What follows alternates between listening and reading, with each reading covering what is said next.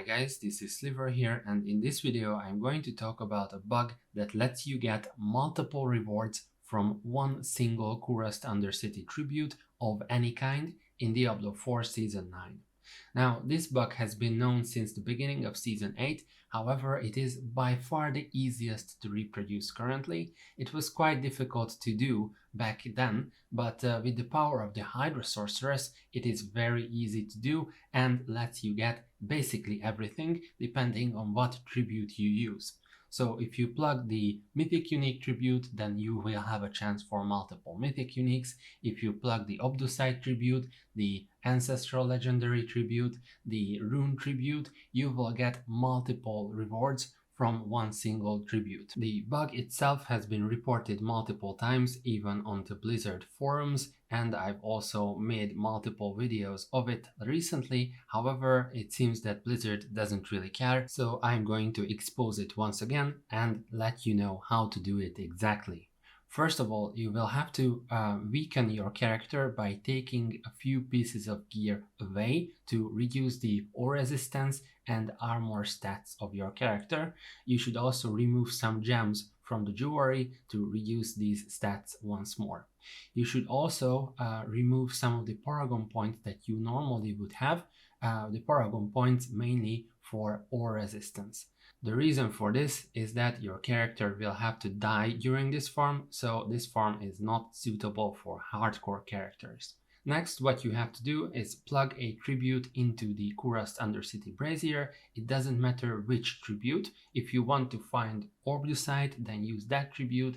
If you want to find Mythic uniques, then use that tribute, and so on and so on and so on. Next, enter the Kurast Undercity itself, and inside the Kurast Undercity you're looking for the cave district. This is important.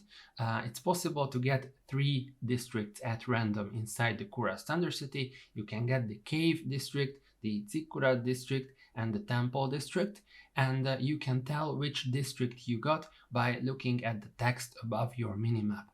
If you got anything but the cave district, then you should reset the dungeon, or you can just play through the Kurast Undercity, finish it, and try again. We will want the cave district for this to work. And next, you should play through the Kurast Undercity itself like you normally would. So fill up the progression bar and kill the monsters and so on and so on.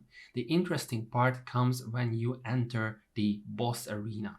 Inside the boss arena, you will see that this swirling AoE appears around the boss, and we will use this swirling AoE to take damage. The goal is that your character has to die a few seconds before the boss dies, so both of you have to die, but your character first, and then a few seconds later the boss. This makes it so that the boss will drop loot, and you will be able to see this loot inside the boss's chamber, but you will also automatically respawn at your respawn point. As a result of that, you are able to re-enter the arena of the boss, and the boss will be alive, but you can see that the loot is present, it's there just under the boss. And you can do this multiple times, so once again, take damage inside the swirling AoE, and then the boss will die a few seconds after you, and the boss will drop loot. And you can repeat this a few times. I believe it is 3 times, so you are essentially tripling the amount of loot that you would get from the Kurast Undercity with one tribute. And this can include Mythic uniques, runes, Obducite, and so on and so on. Now, there are a few problems that can arise during this run. For example, the boss can die too early. That is a big problem.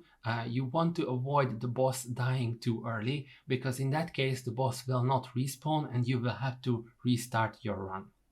It's also possible for your character to die early.